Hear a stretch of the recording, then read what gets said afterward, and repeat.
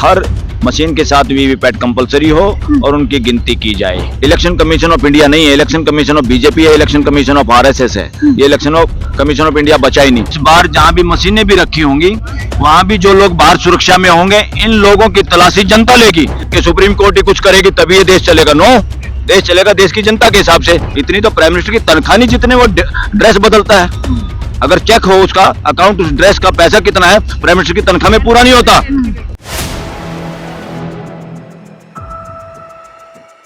4 PM Delhi देख रहे हैं, मैं हूं आपके साथ शाहीन खान। ईवीएम को लेकर के लगातार सवाल उठ रहे, चाहे जनता दल हो, चाहे जनता के लोग हो, यानी जनता हो या फिर पॉलिटिकल पार्टीज। अब विपक्ष यानी राहुल गांधी समेत गठबंधन के तमाम कई नेता जो ईवीएम को लेकर के सवाल उठा रहे। लेकिन इस बीच इलेक्शन कमीशन पहले ही अपने हाथ खड़े कर चुका है कि ईवीएम से ही चुनाव 2024 के होंगे।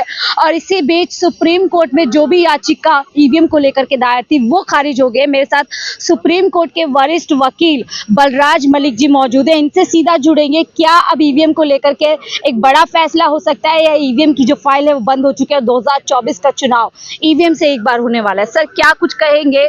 जो विपक्ष दल है वो अब ईवीएम को लेकर के सवाल खड़े कर रहे हैं, वही ईवीएम को लेकर के सुप्रीम कोर्ट से जो जितनी भी याचिका है वो खारिज हो गई। जनता के पास जो लोग इस प्रक्रिया पर विश्वास नहीं रखते हैं, शक के दायरे में रखते हैं, उनके लिए क्या विकल्प बचता है? देखो, विकल्प तो ये बस साहब सारी पार्टियों ने, इंडिया गठबंधन ने कहा है कि हर मशीन के साथ वीवीपैट कंपलसरी हो और उनकी गिनती की जाए।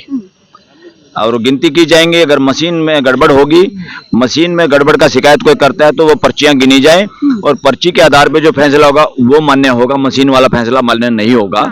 ये सारे विपक्षी दलों ने कहा है, ओपनली प्रेस कॉन्फ्रेंस में कहा है। तो अब तो ये बात है। अभी भी इलेक्शन कमीशन ने अपने हाथ खड़े कर दिए हैं। वो कह रहे हैं कि वफा खुद नहीं करते और ठीकरा ईवीएम पे फोड़ते हैं। हाँ, वो इस तरह की कहानी जब रच रहा है वो आदमी।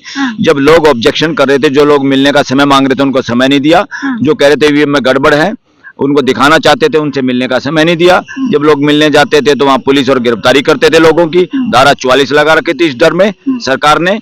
ये सारा का सारा षड्यंत्र था, सरकार के साथ पूरा मिला हुआ है। इलेक्शन कमीशन ऑफ इंडिया नहीं है, इलेक्शन कमीशन ऑफ बीजेपी है, इलेक्शन कमीशन ऑफ आरएसएस है। ये इलेक्शन कमीशन ऑफ इंडिया बचा ही नहीं। इलेक्शन कमीशन जो जनता की बात करता है, जो जनता की जिसको सुननी चाहिए। अगर लोकतंत्र के अंदर एक व्यक्ति को भी ईवीएम पर विश्वास नहीं है तो उनके दायित्व बनता है कि ईवीएम के जरिए किसी और प्रक्रिया को लेकर आए जिसमें लोगों का विश्वास बढ़े। लेकिन वो हाथ खड़ा कर, ये सुननी नहीं चाहिए। वो खुदा थोड़ा है, वो सुनने के लिए बाध्य है, लेकिन सुन नहीं रहे हैं। उसको सुननी चाहिए थी। उसने अपनी ड्यूटी नहीं की, उसने बदमाशी की, उसने देश की जनता की ऐसी की तैसी की। और देश की जनता जो आवाज उठा रही थी उस आवाज को दबाने का सरकार के इशारे पे, प्राइम मिनिस्टर के इशारे पे, गृह मंत्री के इशारे पे उसने ये सारा का सारा अपना ड्यूटी नहीं निभाई। वो संविधान का अपराधी है। ऐसा चीफ इलेक्शन कमीशन तो जेल में जाना चाहिए। जो लोग साबित कर सकते थे, जो लोग बता सकते थे, और वो प्रेस कॉन्फ्रेंस कर पे के भी कितनी बेशर्मी से बोल रहा था और किस तरह के चुटकुले और शेर व शायरी सुना रहा था। तैयारी करके शायरी। अरे वो शायरी जो सुना रहा था उसी पे लागू हो रही थी बेवकूफ पे। अच्छा, हाँ, उस इलेक्शन कमीशन का चेहरा, क्योंकि बोलने से ज्यादा चेहरा बोलता है, उसका चेहरा एक तरह से ऐसे था जैसे काफी चोरी छुपी हो इसके अंदर। और वो काफी वो बातें नहीं बता रहा जो रियल में उसको पता है, या वो बातें बताने की कोशिश कर रहा है जो सरकार उसे चाहती है। वो देश को गुमराह उसने किया है। वो देश की जनता का, देश के मालिकों का अपराधी है, उसको जेल में जाना चाहिए। लेकिन सर, ऐसे ईवीएम पे सवाल उठ रहे हैं, इलेक्शन कमीशन सुन नहीं रहा है, तो ऐसे में जनता जो चुनावी प्रक्रिया में भाग लेगी वो फेयर और फेयरलेस चुनाव की कैसे अपेक्षा कर सकती है? इस बार जनता खुद ही पुलिस कमिश्नर बनेगी, खुद ही इलेक्शन कमीशन बनेगी, खुद ही प्राइम मिनिस्टर बनेगी, सब कुछ बनेगी, खुद ही मजिस्ट्रेट बनेगी। लेकिन जनता तो झूम रही है। ये लोग इलेक्शन में, सरकार हमेशा जिसकी सरकार होती है, जब सीएम होता है, पीएम होता है, गृह मंत्री जो शरारत करते हैं, गृह मंत्री के अंडर में पुलिस होती है, पैरामिलिट्री फोर्स होती है केंद्र सरकार में, ये सारे के सारे क्या करते हैं, बाद में भी अगर इनको गड़बड़ करनी होगी ये गाड़ियों में जाते हैं। लोग सोचते हैं तो मिलिट्री की गाड़ी है, लोग सोचते हैं तो पैरामिलिट्री की गाड़ी है, लोग सोचेंगे तो डीसी की गाड़ी है, ये तो अफसर की गाड़ी लाल बत्ती है। ये उसी बेस में चोर होते हैं। तो इसलिए जनता इस बार जहां भी मशीनें भी रखी होंगी वहां भी जो लोग बाहर सुरक्षा में होंगे, इन लोगों की तलाशी जनता लेगी। बिना तलाशी इनको जाने नहीं देना अंदर। देश इस बार ये माहौल बनाएगा और देश अपने हाथों से सारी चेकिंग करेगा। देश को इन पे कोई विश्वास नहीं। और इतने लंबा इलेक्शन क्यों किया पता आप लोगों को? इतना लंबा क्यों इलेक्शन किया? कहीं तो बड़े स्टेट में एक ही दिन इलेक्शन है, कहीं छोटे स्टेट में भी कई दिन इलेक्शन है। नहीं, दो ये सारा का सारा षड्यंत्र रचने के लिए। जहां ये कहते हैं नक्सलवाद है, वहां तो एक ही दिन में इलेक्शन है भाई, वहां तो तुम कह रहे हो बदमाशी होती है, और जहां पे शांति है वहां तुम कई कई दिन में इलेक्शन कराते हो। ये सारा का सारा प्रोग्राम, ये चुनाव आयोग संघी हो चुका है, संघ के हिसाब से और प्राइम मिनिस्टर के हिसाब से ये सारी की सारी डेट रखी गई है, और कैसे कैसे चंद चुने हुए अफसर इनके पैरामिलिट्री में भी, चुनाव आयोग में भी, उनको चुन चुन के जो काफी भ्रष्टाचारी ऑफिसर हैं और जिनके कागज इनके पास हैं, जिनको ये जेल में ठोक सकते हैं, वो डर के मारे, भय के मारे, जिनसे करप्शन पहले भी इन्होंने कराया हुआ है, वो इनके पपेट अफसर, ताकि एक जगह दूसरे अफसर तैयार नहीं होते गड़बड़ करने के लिए, तुम उन्हीं को, ताकि एक जगह इलेक्शन हो जाएगा, फिर दूसरी जगह उन्हीं को ले जाएंगे, फिर तीसरी जगह उन्हीं को, यानी जो इनके बंधुआ अफसर हैं, जो इनके चोरी करने के एक्सपर्ट लोग हैं, जो इनके कहने पे दिन को रात, रात को दिन कहते हैं, उन्हीं अफसरों को ये ले जाएंगे, उन्हीं पैरामिलिट्री के ऑफिसरों को, उन्हीं पुलिस के अधिकारियों को।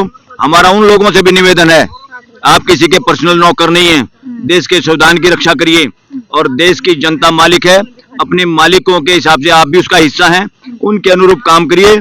किसी भी सीएम, किसी भी पीएम, किसी भी सीनियर ऑफिसर की भी मानने की जरूरत नहीं है, जो देशद्रोही है, गद्दार है, बदमाश है, भ्रष्ट है, ऐसे किसी बदमाश की बात मानने की जरूरत नहीं, चाहे कितना बड़ा अफसर हो, कितना बड़ा नेता हो, चाहे प्राइम मिनिस्टर को ना हो। आखिरी सवाल ले लेती हूँ सर, सुप्रीम कोर्ट के अंदर खड़े हम, और सुप्रीम कोर्ट जो है आखिरी आशा थी जनता की, लेकिन सुप्रीम कोर्ट ने भी याचिका रद्द कर दी, तो आप वकील होते हुए क्या कुछ उम्मीद देश की जनता को दी? मैंने बताया तो है, अभी भी याचिका आ सकती है सुप्रीम कोर्ट के सामने, और सुप्रीम कोर्ट से भी बड़ी सुप्रीम कोर्ट कौन सी है? देश की जनता।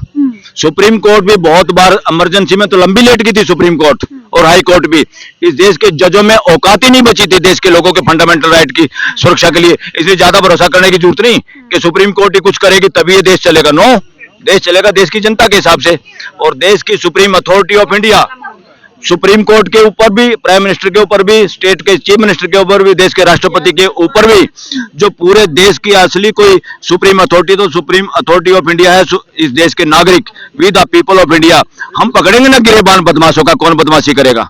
सुप्रीम कोर्ट से भी अगर चूक हो गई, सुप्रीम कोर्ट भी बदमाशों को नहीं पकड़ने में अगर कई बार सफल होती, सुप्रीम कोर्ट भी अगर दबाव में आ जाती है, तो देश की जनता कोई कमजोर थोड़ा है, देश की जनता पकड़ेगी ना। इन लोगों को, भ्रष्टाचारियों को रैलियों में भी जूते मार मार के भगाएगी इस बार देश की जनता। इतनी तंग है, ढोंगियों से तंग है, भ्रष्टाचारियों से जंग है। ये अलग अलग तरह के कपड़े बदल बदल के, इतनी तो प्राइम मिनिस्टर की तनख्वाह नहीं जितने वो ड्रेस बदलता है। अगर चेक हो उसका अकाउंट, उस ड्रेस का पैसा कितना है, प्राइम मिनिस्टर की तनख्वाह में पूरा नहीं होता। वो तो कहते हैं मेहनत कर रहे हैं, देश को रिप्रेजेंट कर रहे हैं विदेशों में, कपड़े भी भ्रष्टाचार के पहन रहे हैं। हिसाब करो, देश को हिसाब दो। कपड़े भी भ्रष्टाचार के। और एक और बार प्रधानमंत्री बने हुआ, अगर 19 में गृह मंत्री राजनाथ होता तो 19 के इलेक्शन में बीजेपी नहीं आती, क्योंकि राजनाथ का थोड़ा सा जमीर जिंदा है, थोड़ा सा, ज्यादा तो नहीं, वो भी झुके हुए हैं, पर गड़बड़ नहीं होती। गड़बड़ सारी करता ईवीएम के अंदर, गृह मंत्रालय के अंडर में है। कमीशन के बाद तो बहुत थोड़ी पावर है, बहुत थोड़ा कंट्रोल है। देश को लगता है कि पूरा कंट्रोल हो जाता है, इनका कोई कंट्रोल नहीं है। सारा कंट्रोल गृह मंत्रालय का होता है। और गृह मंत्रालय क्या कह रहा है? देश सुप्रीम कोर्ट के वकील क्या कह रहे हैं कि सारी कहानी का लेखक, डायरेक्टर देश का प्राइम मिनिस्टर है, और उसको लागू करने वाला देश का गृह मंत्री है। इसलिए जो गड़बड़ हो रही है गृह मंत्री के जरिए, वो सारी की सारी प्राइम मिनिस्टर कराता है, और दोनों मिलके गुजरात का मॉडल देश में लागू करना चाहते हैं। के भरोसे 4 से पार बनाना ये देश गुजरात नहीं है। उसी मॉडल के हिसाब से वहां लोगों की आवाज दबाई, बहुत लोग मारे गए, बहुत लोग जेलों में हैं, अच्छे अफसर। ये देश में वो लागू करना चाहते हैं। किसानों ने इनकी गर्दन पकड़ ली, पहले पकड़ी थी, अब फिर पकड़ रहे हैं। धारा 44 और इसी देश के बेटों को बंदूक पकड़ा के पुलिस के भेष में उनके सामने खड़ा कर इनका हिसाब लेके भागेंगे ये लोग, तो इनका हिसाब होगा। 24 में जारी है बात। और इसलिए देश के किसानों का आखिरी साथ दो, सवाल, देश के किसानों का साथ दो। किसान ही इनकी गर्दन पकड़ कर सकते हैं, इनको सामने से दबोच सकते हैं, और पूरा देश कमजोर हो चुका है। इसलिए किसानों का साथ दो और सत्ता परिवर्तन करो। सत्ता परिवर्तन से पूरे देश का भला होगा, पूरे 140 करोड़ में भाईचारा पैदा होगा। बहुत बहुत शुक्रिया हमसे बात करने के लिए। तो बलराज मलिक थे जो तमाम बातों पर अपनी जो है एक तरीके से रोशनी डाल रहे हैं कि किस तरीके से जो एजेंसियां हैं और पूरा मंत्रालय उसको कंट्रोल करते हुए जो ईवीएम को लेकर के सवाल लगातार खड़े हो रहे हैं, उसके सहारे एक बार फिर से 400 की बात की जा रही है और सत्ता में आने की कोशिश की जा रही है। लेकिन जनता जनार्दन होती है और जनता को फैसला लेने की जरूरत है कि उसके लिए किस में बेहतरी है। सत्ता परिवर्तन की बात करें। फिलहाल मुझे दीजिए इजाजत। मैं शाहीन खान, 4 PM दिल्ली।